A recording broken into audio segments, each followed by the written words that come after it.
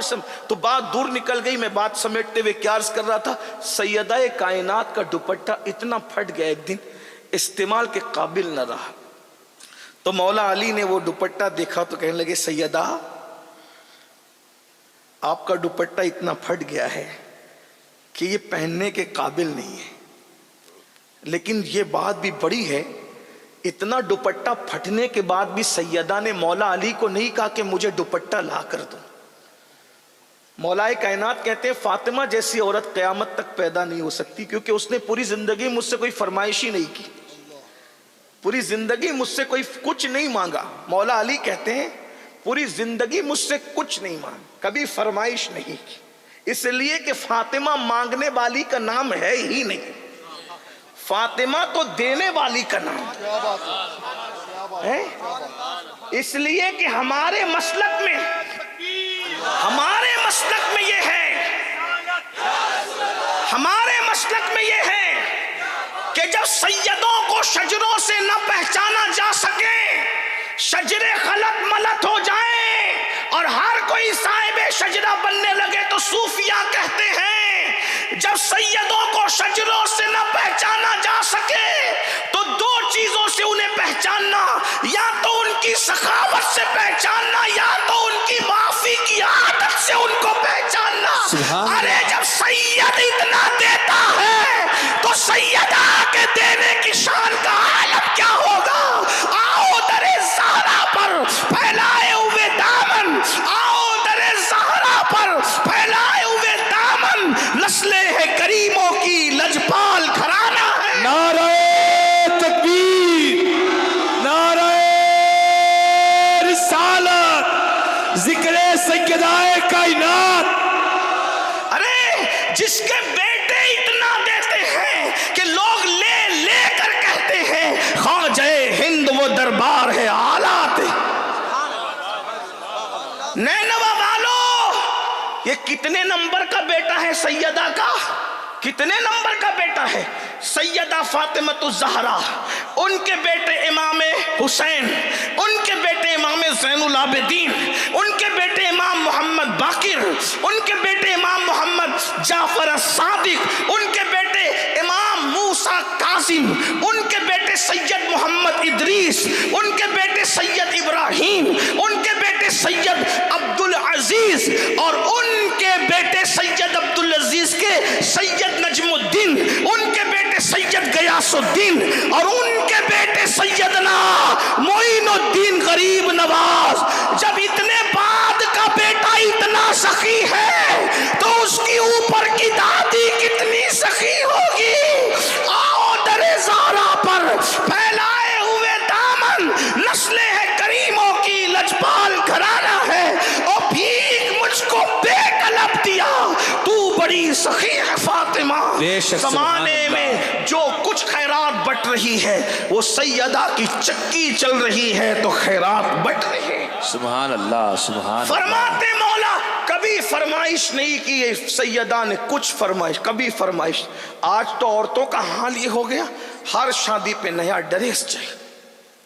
نہیں ہے پڑوسن کو ملا مجھے بھی چاہیے، اس کو ملا. میری بہنوں ڈریس اور زیور کے چکر میں تو تم تباہ ہو. آخرت کی فکر کرو. ڈریس تو نچنیوں کو اور زیور تو نچنیوں کو بھی مل جاتے، قبر کی فکر کب کرو گی؟ میں اپنی بہنوں سے مخاطب ہوں، قبر کی فکر کب کرو گی؟ فرمایا کبھی سیدہ نے فرمائش، بلکہ بات پہ بات نکلتی ہے. سہیل باپو نے ذکر چھیڑا سیدہ کا تو بات پہ بات نکلی تو ایک بات مجھے یاد، اتنی بھی فرمائش کبھی نہیں کی کہ آج گھر میں آٹا نہیں، آج تیل نہیں ہے گھر میں، کبھی نہیں کی. اگر آپ سننا چاہتے ہیں تو اس طرف بات چلی گئی ہے تو میں اس طرف پیش کروں، آپ کو پتہ چلے گا. ضرور ضرور. مولا کائنات جنگ میں مصروف تھے، جنگ کی مصروفیات تھی. توجہ عرض کر سکتا ہوں نا؟ جی جی. آپ تھک تو نہیں گئے نا؟ سردی میں مجھے ڈر لگتا ہے کہ میں نے جلدی گفتگو ختم کرنا. اس کی وجہ یہ ہے کہ حضور کی امت کا خیال کرنا ہم پہ لازم ہے. جب نماز مختصر کی جا سکتی ہے لوگوں کا خیال کر کے اللہ، تو تقریر کیوں لمبی کریں؟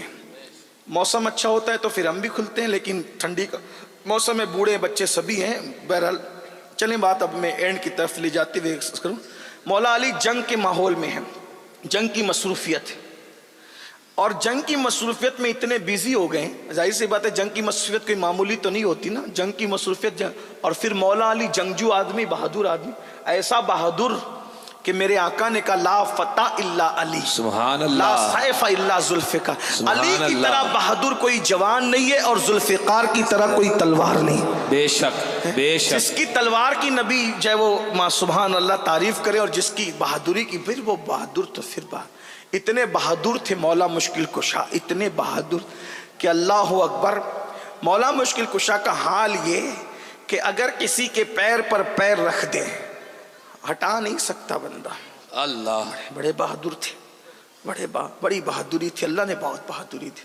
اتنے بہادر تھے مولا مشکل کشا پاک کہ 70 لوگ جس وزن کو نہ اٹھا سکتے تھے مولا کائنات اس کو ایک ہاتھ میں اکھاڑ لیتے، سبحان اللہ. اکھاڑا پھینکا. بہادری ان کا اپنا انداز تھا. اتنے بہادر تھے کہ جس کو جہنم تک پہنچاتے تھے ٹیڑھا ترچا نہیں کاٹتے تھے، وہ برابر برابر کاٹتے. اللہ اللہ، اس میں بھی مولا علی حیدر. بہرحال تو مصروف رہے، اور مصروفیت میں تقریباً ہفتہ گزر گیا، ایک ہفتہ گزرا، اور ایک ہفتے کے بعد جب راحت ملی تو مولا پاک گھر میں آئے اور سکون سے بیٹھے. تو سیدہ سے پوچھا کہ 7 دن کی مصروفیات تھوڑی کم ہوئی ہے تو دل چاہتا ہے کہ آج کچھ کھائیں، آج کچھ کھائیں، کیا پکایا تم نے؟ سیدہ نے کہا کہ 7 دن ہے، 7 دن سے گھر میں اللہ کی برکت ہے. سبحان اللہ. جواب دیکھیں ذرا، اچھے باپوں کی اچھی تربیت ایسے ہی جملے نکالتی ہے. بے شک. جس کا بابا جانوروں کو بے مثال بنا دے، واہ، قصوہ اور یافور جہاں پہنچ کر مؤدب ہو جائیں، بے شک. اپنی شہزادی کی کیسی تربیت کی ہوگی. جس کی نگاہ انسان کو آسمان ہدایت کا تارا بنا دے، وہ نبی کا بدعہ، رسول اللہ کے جگر کا ٹکڑا، کیا شان کا مالک ہو. حضور کسی کو ایک بار گود میں لے لیں وہ بے مثال ہو جائیں. حضور جس کو روز روز رات و دن ہاتھوں میں لے کر کے اپنے سینے سے لگائیں، اپنی زبان چسائیں، خود ان کو بوسے بھی دیں، ان کو چومے بھی اور سونگھے بھی، اس سیدہ کی شان کو کون بیان کرے، کتنا بیان کرے. لیکن جواب کیا خوبصورت ہے. آج کل تو عورتیں ناشکری، گھر میں یہ نہیں وہ نہیں، جب سے شادی ہوئی ہے میں کبھی خوش نہیں ہوں، یہ ہے وہ. ناشکرا پن مت کرو، یہ جہنم کی نشانی اور جہنمی ہونے کی نشانی ہے. سیکھو دین، سیکھو. 7 دن سے اگر کسی کے گھر میں چولہا نہیں جلا وہ عورت کیسا مہا بھارت مچائے گی گھر میں. لیکن یہ سیدہ کی شان ہے. شوہر 7 دن کے بعد پوچھتا ہے تو کہا 7 دن سے گھر میں اللہ کی رحمت ہے. سمجھ گئے کچھ نہیں ہے، یعنی اللہ کی رحمت ہے، رحمتیں بس اللہ کی رحمت کے سوا اور کچھ نہیں. اچھا شہزادوں کا کیا؟ کا روزانہ بہلاتی تھی اور پانی پلا کر کے سلاتی. کربلا میں بھوک اسی لیے ڈگمگا نہ سکی کہ وہ پہلا اتفاق نہیں تھا بھوکے اور پیاسے رہنے کا، بچپنے سے تربیت ہو رہی تھی. بے شک بے آپ شک. کیا سمجھتے ہیں رمضان شریف میں پہلا دوسرا روزہ لوگوں کو بھاری اس لیے پڑتا ہے کہ عادت نہیں ہوتی نا. جس کو عادت ہو اس کو بھوک اور پیاس کوئی اہمیت نہیں رکھتی. ہاں، اور پھر یہ بھی یاد رکھیں، لوگ کہتے ہیں علی اکبر کا جنازہ اور علی اصغر کا جنازہ اٹھاتے ہوئے کیوں نہیں لرزے. میں نے کہا جو اپنے باپ علی کی شہادت دیکھ چکا تھا وہ اپنے بیٹے کی شہادت پر کیسے ہل جاتا. اس لیے کہ جس کو باپ کی شہادت نہ ہلا سکی اسے بیٹے کی شہادت کیسے ہلا سکتی. بے شک. یہ مزاج دیا گیا، مزاج دیا گیا. بہرحال تو بچوں کو بہلاتی رہی، سلاتی رہی، پانی پلا پلا کر 7 دن ہوئے. اچھا اب تو رات بھی بہت ہو گئی ہے سیدہ، سن لیں یہ گھر ہے ان کا. اب تو رات بھی بہت ہو گئی ہے سیدہ، اب تو ایک کام کرتا ہوں، میں باہر جاتا ہوں، دعا کرو کچھ کام مل جائے تاکہ میں کم سے کم 2 درہم کما سکوں۔ مولا علی مانگنے نہیں جا رہے، قرضہ مانگ لو، اس سے لے لو، اس سے، نہیں نہیں نہیں نہیں۔ وہاں بھی ہے کہ چلو میں ذرا دیکھتا ہوں، کچھ کام دھام کر لیتا ہوں۔ باہر نکلے تو دیکھا کہ مدینہ منورہ میں کوئی قافلہ آیا ہوا ہے اور وہ اپنا مال اتار رہے ہیں۔ مولا علی پہنچے اور پہنچ کے کہنے لگے کہ میں تمہارا سامان اتار دوں، کتنا دو گے اس کے بدلے میں؟ کہا کہ اگر اے جوان، وہ پہچان نہیں سکے، اے جوان اگر تو نے ہمارا سامان اتار دیا ہم تجھے 2 درہم دیں گے۔ اچھا ٹھیک ہے، فٹافٹ سامان اتار دیا، اس میں گھنٹوں بیت گئے، اتنا سامان اتارا۔ 2 درہم انہوں نے دیا، 1 درہم کا کسی کے دروازے پر گئے، دستک دی، اور 1 درہم کا آپ نے سامان خریدا، آٹا واٹا جو بھی تھا، اور 1 درہم الگ سے رکھ لیا تاکہ ایک صبح کسی فقیر کو صدقہ کریں گے۔ 2 کمایا، اس میں سے بھی 1 صدقہ کرنا ہے، اور 1 لیا، لائے۔ اتنے ٹائم میں سیدہ نے چولہا جلایا۔ سیدہ جب چولہے میں پھونکتی تھی نا تو چولہے کا گرد و غبار سر پر اور چہرے پر آتا تھا، اور عورتیں جانتی ہیں کہ جب چولہے میں پھونکو تو واپس ذرات آتے ہیں۔ یہ سیدہ کا گھر تھا، پھونک رہی ہے، جلا رہی ہے۔ روٹی بنائی تو روٹی کتنی بنی؟ 3 روٹی بنی، اس میں جتنا آٹا آیا تھا 1 درہم میں 3 روٹی بنی۔ 1 روٹی مولا علی کو رکھ دی، 1 روٹی کے 2 ٹکڑے کر کے دونوں شہزادوں کو رکھ دیا، اور 1 روٹی اپنی کنیز کو دے دیا، 1 روٹی کنیز کو دے دیا۔ اور جب مولا کائنات کھا چکے، فرمایا کہ تم نے کھایا؟ کہا کہ 3 ہی روٹیاں بنی تھی نا، 1 آپ کو دے دی، 1 میں سے 2 ٹکڑے کر کے شہزادوں کو کھلا دیا، اور کنیز کا بھی حق تھا اس کو، تو آپ، میں نے پانی پی کر کے میں نے صبر کر لیا۔ اللہ یہ 8واں دن، 8واں سیریل دیکھ کر زندگی گزارو گی تو طلاق کی نوبت آئے گی، اور سیدہ کو دیکھ کر زندگی گزارو گی تو تمہارا گھر جنت نشان بن جائے گا۔ بے شک۔ سیدہ پاک دوپٹہ اتنا پھٹا، اسی پہ بات آگے چلی تھی، بات کو پوری کرتے ہیں۔ دوپٹہ اتنا پھٹا کہ پہننے کے قابل نہ رہا، تو مولا مشکل کشا نے کہا فاطمہ تمہارا دوپٹہ پھٹ گیا ہے، یہ پہننے کے قابل نہیں رہا ہے۔ کہا کہ ہاں میں بھی محسوس کرتی ہوں۔ تو کہا تمہارے ابا جی سے طلب کر لو، وہ تو سب کو عطا کرتے ہیں۔ سیدہ نے کیا کہا پتہ ہے؟ حیا آتی ہے نا ابو سے مانگنے کے لیے، اللہ، سارا جہان جس سے مانگتا ہے کہتے ہیں حیا آتی، چلو ہم چل کر تمہاری سفارش کرتے ہیں۔ گئی ہیں، جانے کا کیا تھا، بازو میں ہی گھر، ابھی بھی بازو میں ہی ہے۔ مسجد نبی میں 2 ہی حجرے بچے ہوئے، باقی سب ختم ہو گئے۔ ایک تو سیدہ کا حجرہ ہے اور ایک تو سیدہ عائشہ کا، دونوں حجرے، ابھی بھی 2 حجرے موجود ہیں۔ جو ہم تالا دیکھتے ہیں جہاں دروازہ حضور کے، حضور علیہ السلام کے مزار میں جانے کا جو دروازہ ہے، جو دروازہ ہے سیدہ کے حجرے میں لگا ہے، یعنی ابھی بھی حضور بتا رہے ہیں کہ ظاہر میں بھی میرے پاس آنا ہو۔ واہ واہ، سبحان اللہ سبحان اللہ، نعرے تکبیر۔ اس عالم ظاہر میں بھی اگر میرے گھر میں آنا ہو تو سیدہ کے یہاں سے ہو کر کے آؤ۔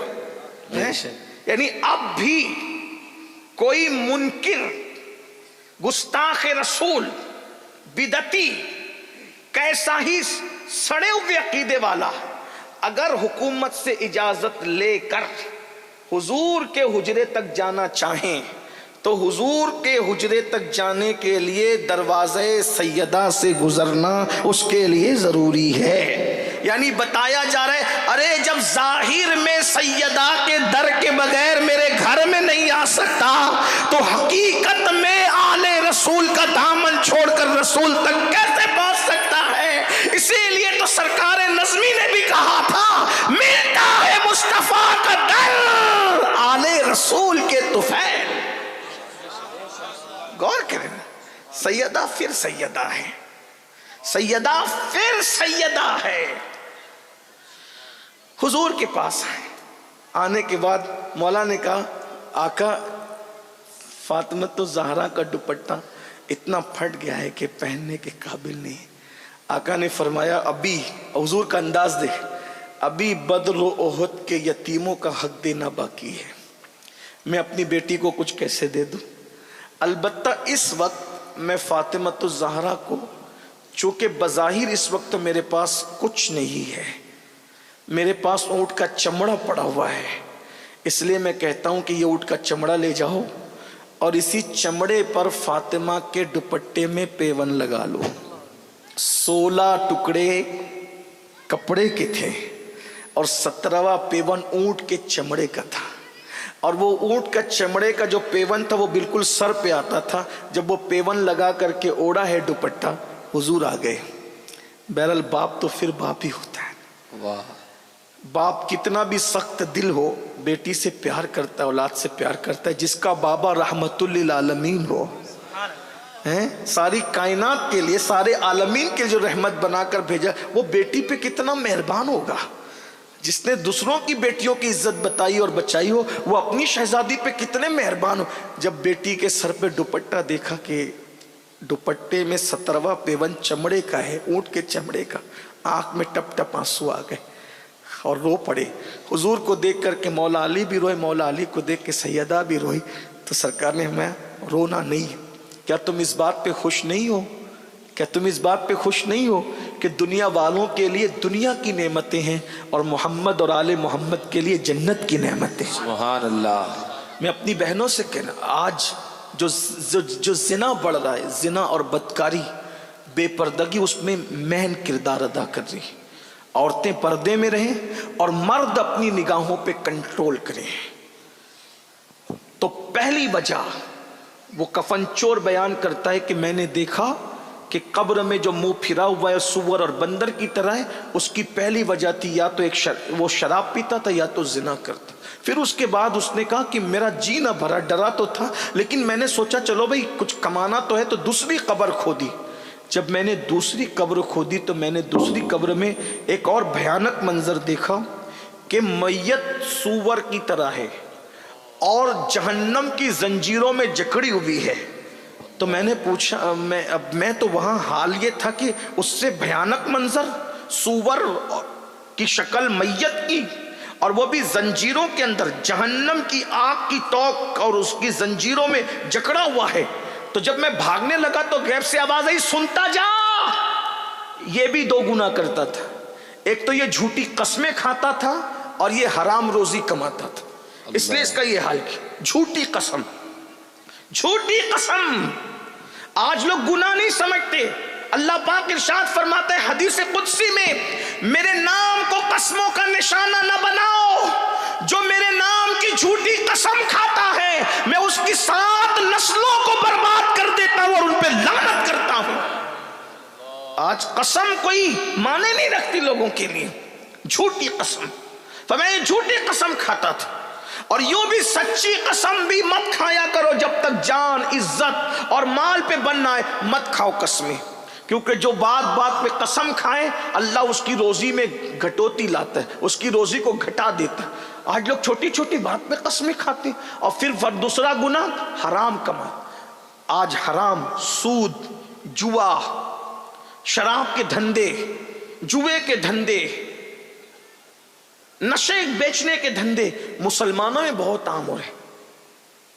میں سمجھتا ہوں کہ کیا بے غیرتی کی لعنت ہے، ایم ڈی مسلمان بیچ رہا ہے، شراب کے دھندے مسلمان، سود مسلمان، جبکہ یہ بات کہہ دی گئی ہے کہ کعبے میں زنا کرنا اور سود کھانا دونوں برابر برابر ہے۔ جو سود کا ایک لقمہ کھائے گویا اس نے اپنی ماں کے ساتھ 36 مرتبہ زنا کیا۔ پھر بھی لوگ سود کا دھندا کر، نشہ بیچ۔ میں نشہ بیچنے والوں سے پوچھتا ہوں، کیا تم نشہ بیچتے وقت اپنے بچوں کو بھول جاتے ہو؟ نشہ نہیں بیچ رہے ہو، موت بیچ رہے ہو، موت۔ دولت ہی سب کچھ نہیں ہے، مال ہی سب کچھ نہیں ہے۔ میرے بھائیوں دیکھ لو دنیا کا انجام۔ ارے حلال کمانے والے اپنی قبر میں کیا لے گئے جو ہم حرام کما کر اپنی قبر میں لے جائیں گے؟ قرآن کہتا ہے لا تنس نصیبک من الدنیا، دنیا سے اپنے نصیب کا مت بھولو، سوائے کفن کے کچھ نہیں لے جاؤ گے۔ ارے خود کی زمین میں دفن ہونا بھی نصیب نہیں ہوگا، دفن بھی ہوں گے تو قبرستان میں۔ کون سے نشے میں ہو، کس گھمنڈ میں ہو؟ قارون کا خزانہ اس کے ساتھ گیا، نمرود کی دولت اس کے ساتھ گئی، فرعون کی دولت اس کے ساتھ گئی، بخت نصر کی دولت اس کے ساتھ گئی، ہمارے ساتھ کیا جائے گا؟ اس لیے حرام سے بچو، حرام روزی سے بچو، حلال کی طرف آؤ، اور حرام کھلاؤ گے اپنے بچوں کو، جب حرام کھانے والے بچے جوان ہوں گے ماں باپ کے ساتھ بغاوت کریں گے۔ آج اگر ہمارے بچے ہمارے باغی ہو رہے ہیں، وجہ ہم نے ان کو حلال کتنا کھلایا، کتنا حلال کھلایا۔ جو حرام سے خون بنے گا اور گوشت بنے گا وہ باغی ہی بنائے گا۔ آج لوگ، میں اتنی بڑی اسکول میں ڈال رہا ہوں اپنے بچے کو کہ میرا بچہ اچھا بنے، بھائیو اچھے اسکول سے بچہ اچھا بننے میں صرف 5% بس، 95% حلال غذا۔ آج غذا حرام ہے، اس لیے دیکھ لو بچے ڈاکٹر بن جا رہے ہیں، ٹیچر بن جا رہے ہیں، انجینئر، ماں باپ کو چھوڑ کے بھاگ جا رہے ہیں۔ اب ماں باپ بڑھاپے میں رو رہے، کیوں؟ کھلایا کیا؟ یہ بتاؤ، کیا کما کے کھلایا؟ اس پر ایک بات میں آپ کو بتاؤں، توجہ کرنا، حلال کیا اپنا اثر ہے۔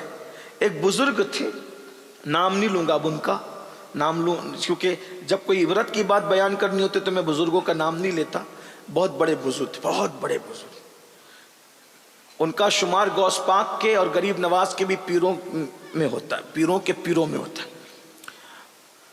ان کا بیٹا تھوڑی مستی کرتا، ایک مرتبہ مستی میں ان کے بیٹے نے ایک بیشتی سمجھتے ہیں، بیشتی پانی جو بیچتے ہیں، صبح صبح اس کے مشکیزے پہ تیر چلا دیا، اس کا پورا پانی بہہ گیا، مشکیزہ بھی پھٹ گیا۔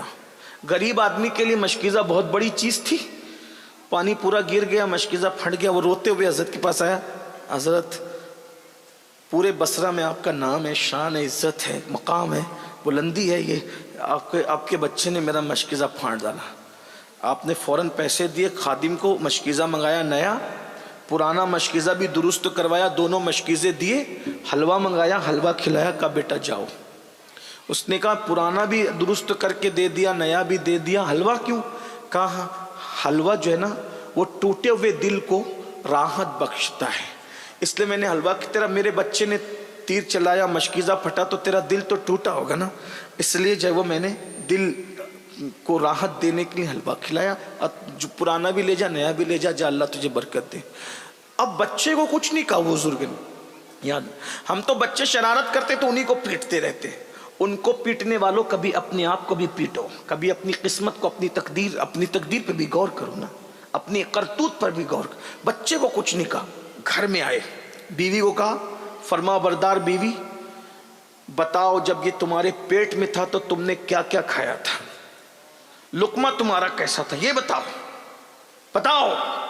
حضور میں نے تو حلال کے سوا کچھ نہیں کہا۔ میں تمہیں مہلت دیتا ہوں، سچ بتانا ورنہ سزا ملے گی۔ بہت غور کیا، جب جان پہ بن آئی، پریشان ہوئی تو بہت غور کیا، کہا حضور بات یاد آ گئی، غلطی ہوئی، بہت بڑی غلطی۔ کہا کیا؟ کہا بصرہ سے کچھ تاجر جا رہے تھے، ان لوگوں نے سوچا کہ ہم اپنا مال کہیں اور رکھیں گے تو لوگ خیانت کریں گے، تو انہوں نے کیا کیا، اپنا سامان اپنے گھر میں رکھا، اور اس سامان کے اندر انگور کا ٹوکرا تھا، اور یہ بچہ میرے پیٹ میں تھا، تو انگور کی خوشبو اتنی آ رہی تھی، میرا دل چاہ رہا تھا کہ انگور کھاؤں، اور آدھی رات ہو چکی تھی، اجازت لے نہیں سکتی تھی، اگر بغیر اجازت انگور کھاتی تو حرام ہوتا، تو میں نے کیا کیا، لذت بھی مل جائے، چوری بھی نہ ہو، تو میں نے سوئی لی، اور سوئی لے کر انگور میں چبویا، اور سوئی کے ناکے پر جو پانی آیا انگور کا، وہ میں نے چوس کر اس کی لذت لے لی۔ کہا یہ اسی کی نحوست ہے کہ تو نے اتنا حرام کھایا نا، یہ بیٹا اسی لیے بدماش اور شرارتی پیدا ہوا۔ اتنے بڑے ولی کی بیوی اگر انگور کا رس سوئی کے ناکے پہ انگور کا رس کتنا آتا ہے، جب وہ چوس لے تو حال یہ ہوتا ہے کہ بچہ بدماش اور شرارتی پیدا ہوتا ہے، جو قرضہ لے کر کھا رہے ہیں، ادا نہیں کر رہے ہیں، پورا ہڑپ کر جا رہے ہیں، بھائیوں کا حصہ نہیں دے رہے ہیں، بہنوں کا حصہ دبا لے رہے ہیں، موبائل چوری کر کے کھا رہے ہیں، سود کے پیسے کھا رہے ہیں، حرام کے پیسے کھا رہے ہیں، دادا گیری کر کے بھتہ وصول کر رہے ہیں، ان کی اولادوں کا کیا ہوگا؟ اگر اپنی نسلوں کو بگاڑنے سے بچنا ہے، حلال۔ جس وقت مکتوم اشرف جہانگیر شمنانی ہمارے مرشد ماں کے پیٹ میں آئے اور پورے محل میں خوشیوں کی شہنائی بجنی شروع ہوئی کہ ملکہ کو خوشی دکھائی اللہ نے. برسوں بعد بچہ ماں کے پیٹ میں آیا تو مخدوم اشرف کے والد بزرگوار سید ابراہیم نور بخشی اپنی بہن کو بلا کر کہتے ہیں بہن دیکھو اب میری بیوی کا تم خیال کرنا, کوئی حرام لقمہ اس کے منہ تک نہیں جانا چاہیے ورنہ بیٹا نیک نہ بن سکے. توجہ کریں, یہ بزرگوں کی. آج لوگ کہتے ہیں اللہ والے کیوں نہیں ہیں. میں نے کہا نماز ہے, روزہ ہے, حج ہے, زکوٰۃ ہے, تلاوت ہے, سب ہے, پھر اللہ والے کیوں نہیں. تو یاد رکھیے نماز تو ہے مگر پیٹ میں حلال نہیں, روزہ تو ہے مگر پیٹ میں حلال نہیں ہے, داڑھی تو ہے مگر پیٹ میں حلال نہیں. دیکھ لو چیک کر کے اپنا لقمہ کتنا حرام کھا رہے ہو. تو فرمایا آواز آئی یہ قسمیں کھاتا تھا اور حرام کھاتا. پھر بولا وہ میں وہاں سے بھاگا, پھر میں نے تیسری قبر کھودی. تو جب میں تیسری قبر پر پہنچا تو میں نے کیا دیکھا, ایک بندہ ایک گدی سے اس کی زبان باہر نکلی ہوئی ہے کتے کی طرح, اور اس کے پورے جسم میں آگ کی کیل ٹھوکی ہوئی ہے, کتے کی طرح زبان لٹکی ہے اور آگ کی کیلیں اس کے جسم میں ٹھوکی ہوئی ہے. یہ منظر دیکھ کر کے جیسے میں بھاگنے لگا تو غیب سے آواز آئی یہ نہیں پوچھے گا کہ یہ کون تھا. اس میں بھی دو گناہ تھے, یہ لوگوں کی غیبت کرتا تھا, چغلی کرتا تھا, اور دو لوگوں کے درمیان لڑائی لگاتا تھا, جھگڑا لگاتا تھا. اس لیے کتے کی طرح اس کی زبان لٹک گئی اور اس کے پورے جسم میں جہنم کی آگ کی کیلیں ٹھوک دی گئی. یہ قبر ہے. آج بھی لوگ غیبت کرتے ہیں, غیبت مطلب اس کے پیچھے اس کی برائی, اس کے پیچھے اس کی برائی. اور فرمایا الغیبت اشد من الزنا, کہ زنا سے بڑھ کر غیبت ہے, زنا سے برا کام غیبت ہے. اللہ اکبر. اور چگلی ادھر کی ادھر, ادھر کی ادھر. ایک مرتبہ امام اعظم ابو حنیفہ سے کسی نے کہا, ایک معتبر ذرائع سے بات مجھے پتا چلی کہ فلاں نے آپ کے بارے میں ایسا کہا. تو امام اعظم نے ہنس کے کہا مجھے حیرت ہو رہی ہے, اتنے بڑے عالم ہو, غیبت کرنے والے دنیا میں کب سے معتبر ہو گئے. دنیا میں غیبت, کیونکہ جس نے غیبت کی نا تو پھر وہ معتبر ذرائع کیسے ہو گئے. اگر آج غیبت اور چگلی ختم ہو جائے, ہمارے گھر کے, محلے کے, ملک کے 90% جھگڑے ختم ہو جائیں گے. امام اعظم فرمایا کرتے تھے مجھے امید ہے اللہ مجھے بخش دے گا. کا وجہ کہا کہ میں نے پوری زندگی میں کبھی کسی کی غیبت نہیں کی. آج ہم غیبت میں مبتلا ہیں, چگلی میں مبتلا, لڑا رہے, جھگڑا رہے, بھائی بھائی میں لڑائی لگا رہے ہیں, اور اسی طریقے سے جو ہے وہ محلے محلے میں لڑائی لگا رہے ہیں, پیر و مرشد میں اور مریدوں میں لڑائی لگا رہے ہیں, اسی طریقے سے پڑوسی پڑوسی میں لڑائی لگا رہے ہیں, ننن بھاوج میں لڑائی لگا رہے ہیں, ساس بہو میں جھگڑا لگا رہے ہیں, اسی طریقے سے دیورانی جٹھانی میں جھگڑا لگا. یاد رہو کتے کی طرح زبان لٹکے گی قبر کے اندر اور جسم میں کیلیں ٹھوکی جائے گی. اس پہ میں اب زیادہ نہیں کہتا چونکہ وقت بھی میرا پورا ہو رہا ہے اور بہت لمبی گفتگو میں نہ کرتے کرتے کر چکا. آخری میں دو باتیں اور سن لیں, لیکن یہ بات میں آپ کو کہہ دوں, غیبت اور چگلی سے بچو. چگلی, مجھے یہاں ایک پیارا واقعہ یاد آیا امام غزالی کا. امام غزالی سورہ یوسف کی تفسیر میں لکھتے ہیں کہ یوسف علیہ السلام کے بھائیوں نے, بہنیں دھیان سے سنیں, آپ سب بھی سنیں, ہائے اچھے سے سن رہے ہو اور سنو اچھے سے. عورتیں غیبت چگلی زیادہ کرتی. عورتوں کا حال یہ, ہنسنے کی کوئی بات نہیں, یہ کسی دل جلے کی فریاد ہے. 4-6 ملے گی, اس کی خوب برائی کرے گی اور آخری میں ہٹتے ہٹتے کہے گی اللہ توبہ استغفر اللہ. جان دو بھائی اس کے اعمال اس کے ساتھ, اپنے اعمال اپنے ساتھ, اپنے تو کسی کی غیبت نہیں کرتے. تو اب تک کیا کر رہی تھی؟ بعض عورتیں تو کہتی اللہ توبہ میری بہن, میں غیبت کرنے کے لیے نہیں کہہ رہی ہوں, میں تو بتانے کے لیے کروں. ارے یہی تو غیبت ہے. ایسی رابعہ بصری بنتی ہے گناہ کرنے کے بعد بھی کہ جس کی کوئی حد نہیں. اللہ کی پناہ, عورتوں کو دین سیکھنے کی ضرورت زیادہ. ایک عورت اگر دین سیکھ لے 4 مردوں کے لیے جنت میں جانے کا ذریعہ بن جائے. عورت دین سیکھ لے, باپ کو سنوار سکتی ہے, بھائی کو سنوار سکتی ہے, بیٹے کو سنوار سکتی ہے, شوہر کو سنوار سکتی ہے. اور ہمارے یہاں سب سے زیادہ کمزوری دین کے معاملے میں عورتوں میں ہے. بہرحال تو یوسف علیہ السلام کے بھائیوں نے یوسف علیہ السلام کو بہت مارا پیٹا اور کنویں میں ڈال دیا, اور بکری کے بچے کو ذبح کیا اور اس کے خون میں کرتا لت پت کر کے لے کر آئے اور ساتھ میں ایک بھیڑیا بھی پکڑ لیا. بولے ابا بھائی کو بھیڑیا کھا گیا, اور یہی کمبخت بھیڑیا تھا, اس نے کھایا. حضرت یوسف علیہ السلام کا کرتا حضرت یعقوب علیہ السلام نے دیکھا تو آپ روتے روتے ہنس پڑے, کہنے لگے کتنا ہوشیار تھا نا وہ بھیڑیا کہ پورا یوسف کھا گیا اور کرتا بھی نہیں پھٹا. انسان کو کھائے گا تو پہلے کرتا پھٹے گا نا, کرتا صحیح سلامت ہے. اور وہ روتے ہوئے آئے, ہم نہ تھے, ہم نہ تھے, ہم نہ تھے. اسی لیے امام غزالی کہتے ہر رونے والے پر اعتماد مت کرنا, کیونکہ یوسف علیہ السلام کے بھائی بھی روتے ہوئے ہی آئے تھے. آپ کہیں گے کیا رونا برا ہے؟ میں نے کہا برا نہیں ہے, رونا برا نہیں ہے.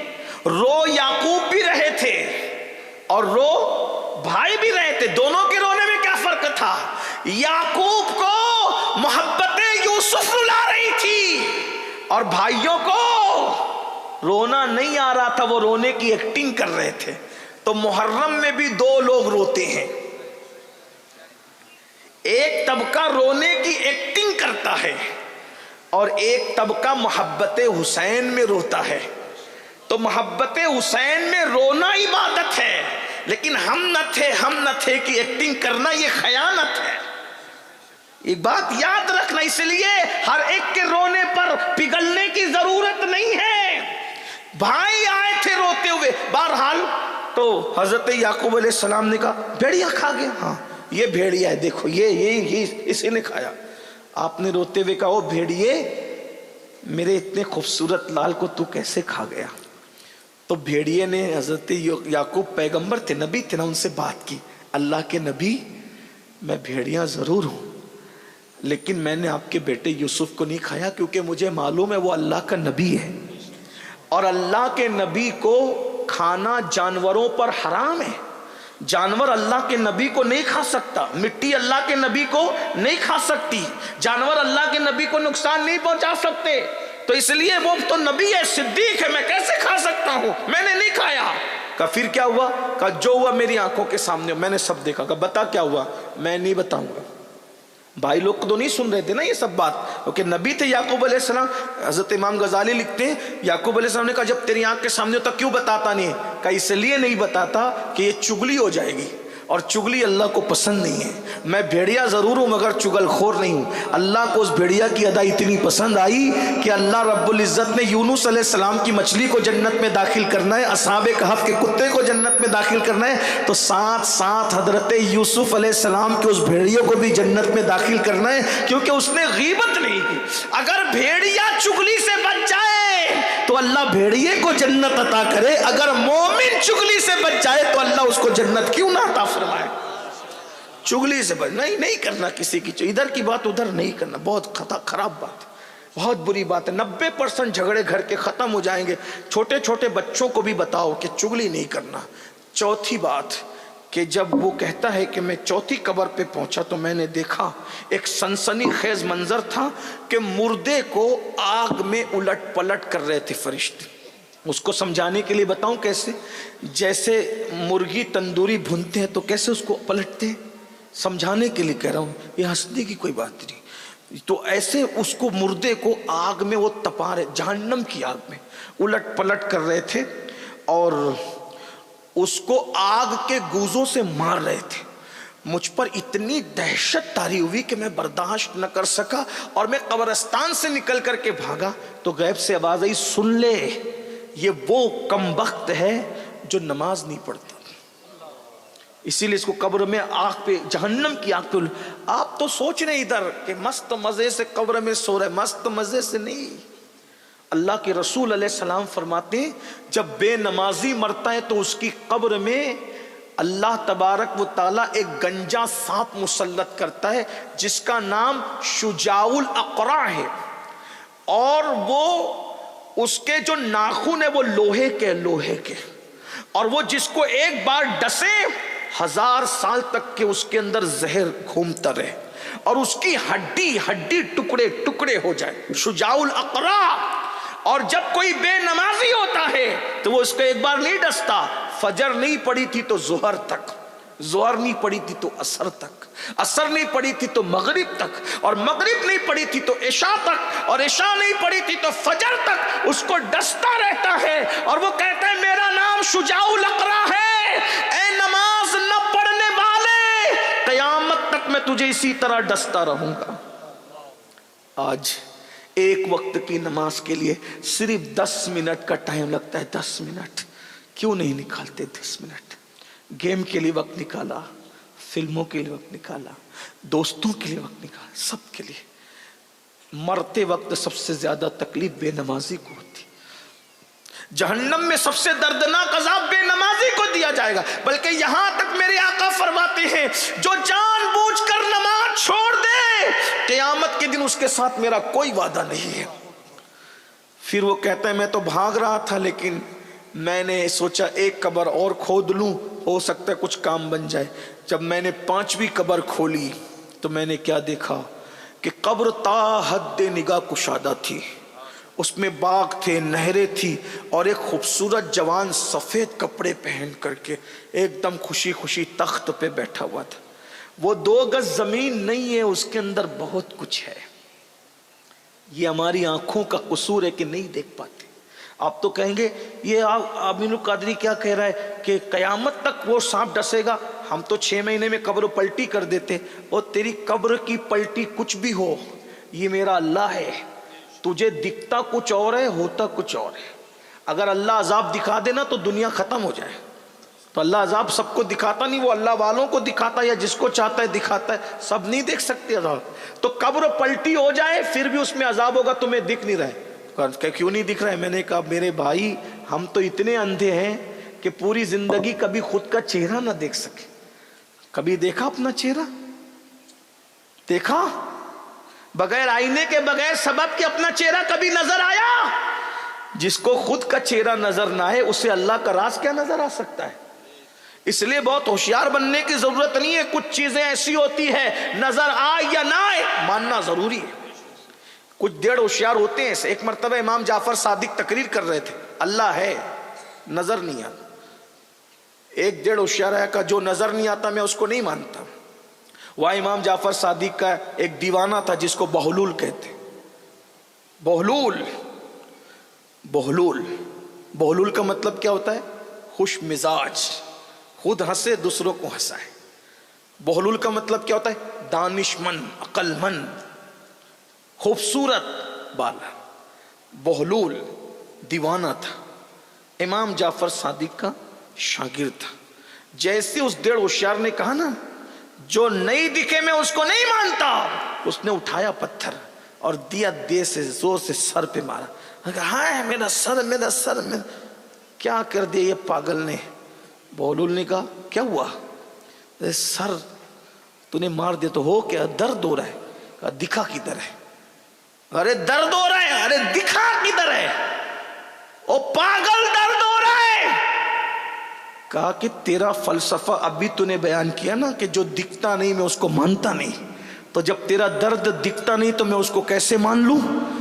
तो उसको पता चल गया कि जाफर सादिक के दीवाने ने ऐसा चोट दे करके समझाया कि क़यामत तक के लिए अब सबको समझ में आ गया। अरे नादान, जब दर्द छुप कर भी महसूस होता है, दिखता नहीं है लेकिन है दर्द, है ना, मौजूद है ना दर्द। तो जब दर्द मौजूद है मगर दिखता नहीं, जब दर्द इतना मस्तूर है तो दर्द का पैदा करने वाला खुदा की शान से मस्तूर होगा। नहीं? तो दिमाग नहीं लड़ाने का बहुत ज्यादा। कुछ चीजें सिर्फ अल्लाह रसूल की मान लेनी हो। और ये बात याद रखना, जो चीज बिन देखे मानोगे उसकी अपनी बरकत है। तो बहरहाल तो वो कहता है मैंने 5वीं कब्र खोदी तो नहरें थी, बागात थे और बिल्कुल गुलिस्तां खिला हुआ था और एक बंदा तख्त पे मज़े से बैठा था। मैं वो मंज़र देखकर मसरूर हुआ, लेकिन उसकी हैबत भी मुझे जब वो भगाने के लिए आमादा हुई तो मैं उधर से भागने लगा तो मुझसे आवाज़ आई गैब सी का, अरे इसको नहीं पूछता कि ये कब्र में इस शान से क्यों है। लोग तो समझ रहे कि 2 गज छोटी सी जगह, कब करवट लेने को जगह नहीं, लेकिन यहां तो पूरा गुलिस्तां खिला, यहां तो पूरी बागो बहार है। پوچھ اس سے کہ یہ کیوں ہوا؟ تو پھر خود ہی غیب سے آواز آئی، یہ وہ خوش نصیب ہے جس نے جوانی میں اللہ کی بارگاہ میں توبہ کر لی تھی، اس لیے اللہ نے اس کو یہ مقام عطا فرمایا۔ یہ جوانی میں توبہ کا انعام ہے۔ بڑھاپے میں تو بھیڑیے بھی سدھر جاتے، جب کسی کے کام نہیں آتے تو پھر ہاتھ میں تسبیح لینا اور بغل میں مصلی، پھر وہ مزہ نہیں رہتا۔ اگر سدھرنا ہے تو جوانی میں سدھرو، سنورنا ہے تو تاش کے پتے چھوڑ دو، جوا چھوڑ دو، شراب چھوڑ دو، اللہ کی بارگاہ میں توبہ کر لو، کیونکہ حدیث پاک میں آتا ہے اللہ فرماتا ہے جو جوان جوانی میں توبہ کرے میں اس کو اپنا محبوب بندہ بنا لیتا ہوں۔ ایک حدیث میں یہاں تک آیا کہ جب کوئی بندہ جوانی میں توبہ کرتا ہے تو اللہ 40 دن تک آسمان میں نور کی قندیلیں روشن فرماتا ہے، اور فرشتے ایک دوسرے سے کہتے ہیں جوان نے توبہ کی ہے، جوان نے توبہ کی ہے، جوان نے توبہ کی ہے۔ اس خوشی میں نور کی قندیلیں روشن کی گئی ہے۔ اور ایک بات یہ بھی یاد رکھنا، جوانی کی توبہ اللہ کا مقبول بندہ بنا دیتی ہے۔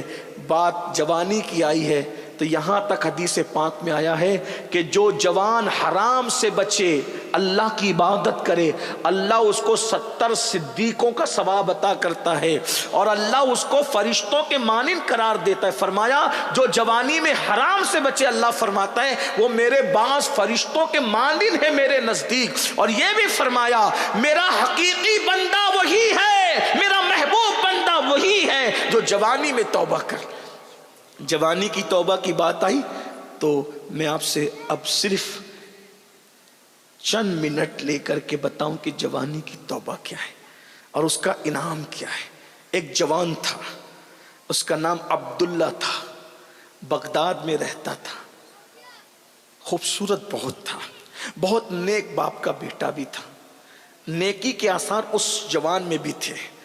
خوبصورتی بہرحال خوبصورتی ہوتی، خوبصورتی بہت بڑا فتنہ ہوتی ہے کبھی کبھی۔ وہ جوان جا رہا تھا، اس نے دیکھا ایک خوبصورت لڑکی ہے، اس سے آنکھیں چار ہو گئی۔ آنکھیں چار ہوئی لڑکی سے کہا تو کتنی خوبصورت ہے، تو مجھ سے ملے گی؟ اس لڑکی نے کہا رات کو ملیں گے۔ اس نے ملنا نہیں تھا، دامن چھڑانے کے لیے تو اس نے بہانہ کر ہی دیا، بہت نیک لڑکی تھی وہ۔ جیسی شام ہوئی، عبداللہ نام کا وہ جوان اس لڑکی کے گھر کے سامنے کھڑا ہو گیا۔ وہ تو قندیلوں کا دور تھا، لائٹ نہیں تھے، چراغوں کا دور تھا۔ کھڑا ہے اس جوان۔ اچانک کان میں اذان کی آواز آئی۔ عبداللہ ایسا جیسے لگتا ہے کسی خواب سے اچانک بیدار ہوا ہو، کسی نے کچوکے دیے، جھٹکا۔ جیسی وہ بیدار ہوا اذان کی آواز سے، اس نے اپنے من ہی من میں کہا عبداللہ مغرب کے بعد سے تو آیا ہے، عشاء کی اذان ہو گئی، اور عشاء کی اذان ہوئی تو وہ لڑکی آئی نہیں، اتنی دیر بعد بھی وہ لڑکی نہیں آئی۔ لیکن جیسی مؤذن نے کہا الصلاۃ خیر من النوم، تو اس کی حیرت کی انتہا نہ رہی۔ میں مغرب سے عشاء تک نہیں کھڑا رہا، میں تو مغرب سے فجر تک کھڑا رہا۔ فجر ہو گئی، وہ ظالم حسن کی ملکہ دھوکہ دے گئی، اس کو نہ آنا تھا نہ وہ آئی۔ اچانک ضمیر نے کچوکے دی، عبداللہ ایک لڑکی کے لیے پوری رات کھڑا رہا، لیکن اس کے عشق میں تجھے پتا بھی نہیں چلا کہ رات کھڑا ہونا کس کو کہتے ہیں۔ ارے نادان، لڑکی کی بجائے اگر تو اللہ کے محبت میں عشق کے حق میں کھڑا ہوتا تو پھر تجھے کیا مرتبہ ملتا۔ بس یہ سوچ کر مسجد کی طرف وہ جوان گیا، خوب رویا، خوب توبہ کی، مولا معاف کر دے، تجھے چھوڑ کے کہیں اور جا رہا تھا، تجھے چھوڑ کے کہیں اور جا رہا تھا، تجھے چھوڑ کے کہیں اور۔ میں اپنے نوجوانوں سے کہتا ہوں، بیٹوں سے بھی، بیٹیوں سے بھی، بہنوں سے بھی اور بھائیوں سے بھی، یہ جوانی دیوانی ہوتی ہے، اس کو کسی لڑکے لڑکی کی محبت میں برباد مت کرو۔ آج نشہ ہو، شراب ہو، خودکشی ہو، یہ ساری چیزیں افیئر کی وجہ سے ہو رہی ہے، زیادہ تر ناجائز تعلقات کی وجہ سے ہو رہی ہے۔ یاد رکھنا، اگر دل ہی لگانا ہے تو اس سے کیوں دل نہیں لگاتے جو اللہ کا محبوب ہے؟ دھوکے بازوں سے کیوں دل لگاتے؟ کیوں کسی کے چکر میں ہو؟ اسلام اس کی اجازت نہیں دیتا۔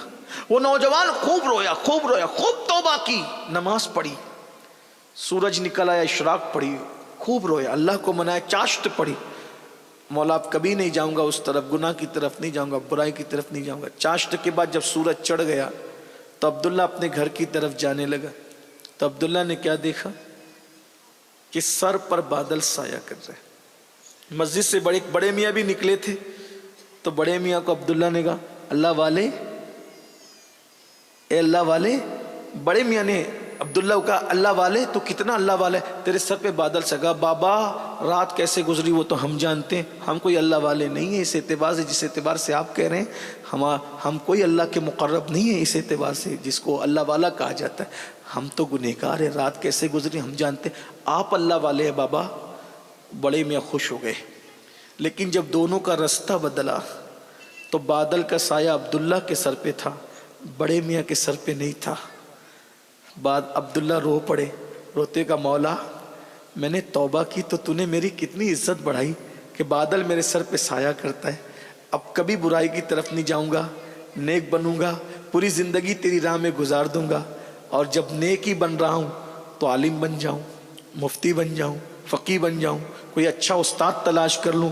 استاد ڈھونڈنے نکلے, نصیبے نے یاوری کی اور وہ عبداللہ استاد ڈھونڈتے ڈھونڈتے اس کے دروازے پہ پہنچ گئے جسے دنیا امام الائمہ, سراج الامہ, کاشف الغمہ, کروڑوں اربوں خربوں حنفیوں کے امام اعظم ابو حنیفہ کی شاگردی نصیب ہو گئی. اور وہ عبداللہ نے اتنا پڑھا کہ اس عبداللہ کو علم حدیث کی وجہ سے لوگوں نے امیر المومنین فی الحدیث کا, فقہ اتنا پڑھا, امام الفقہا کہا, تصوف اتنا پڑھا, شیخ المشائخ کہا. اور اسی عبداللہ کو دنیا عبداللہ ابن مبارک کے نام سے جانتی ہے. امام اعظم کہا کرتے تھے اگر قیامت میں اللہ مجھ سے پوچھے گا اے نعمان میرے لیے کیا تحفہ لایا ہے, تو میں عبداللہ ابن مبارک کو پیش کر دوں گا, اسی کے ذریعے میری مغفرت ہو جائے گی. دیکھو جوانی کی توبہ نے کہاں تک پہنچایا. امام بخاری کے دادا استاد ہیں عبداللہ ابن مبارک, امام اعظم کے شاگرد ہیں یہ, صوفیہ کے بھی استاد ہیں یہ وہ بزرگ ہیں. فضیل بن عیاض کا نام سنتے ہیں, اللہ اکبر, ان کے بھی استاد عبداللہ ابن مبارک. تو یاد رکھیے جوانی میں توبہ کرو گے اس کا انعام یہ ملے گا. بڑھاپے میں ٹھیک ہے توبہ, میں کسی کو مایوس نہیں کرتا, لیکن جوانی میں نیکی کے جذبات بھی جوان ہوتے ہیں, برائیوں کے جذبات بھی جوان ہوتے. آؤ سب مل کے توبہ کریں اللہ کی بارگاہ میں. توبہ کرتے ہو پہلے بتاؤ کون کون توبہ کرتا ہے, ہاتھ اٹھا. سب کر ایسے نہیں, اچھے سے اٹھاؤ. اچھے کام کے لیے ہاتھ اٹھانا اچھی بات ہے. سب اٹھائے رکھو نا بھائی, زبردستی نہیں ہے, جسے کرنا ہے وہی. جو توبہ کرتا ہے وہ اللہ والا بن جائے, اللہ کا محبوب بن جائے. مردوں کو کہا تھا لیکن عورتوں کے جذبات کتنے ہیں دیکھیے کہ خواتین نے بھی اٹھایا. اللہ ان کے بھی ہاتھ اٹھانے کی لاجم. بولو آج سے توبہ کرتے ہو, نماز چھوٹے گی آج سے, بولو نماز چھوڑو گے, نہیں چھوڑو گے نا انشاءاللہ. اٹھا کے رکھیں آج ذرا, ہم بھی دیکھیں فرشتوں گواہ بنائیں. نماز چھوٹے گی آج سے. جو عشاء پڑھ کے نہیں آئے پہلے عشاء پڑھیں گے, فجر بھی پڑھیں گے انشاءاللہ. حرام سے بھی بچیں گے, غیبت چگلی سے بھی بچیں گے. بولیے استغفر اللہ ربی من کل ذنب واتوب الیہ وما علینا الا البلاغ. السلام علیکم.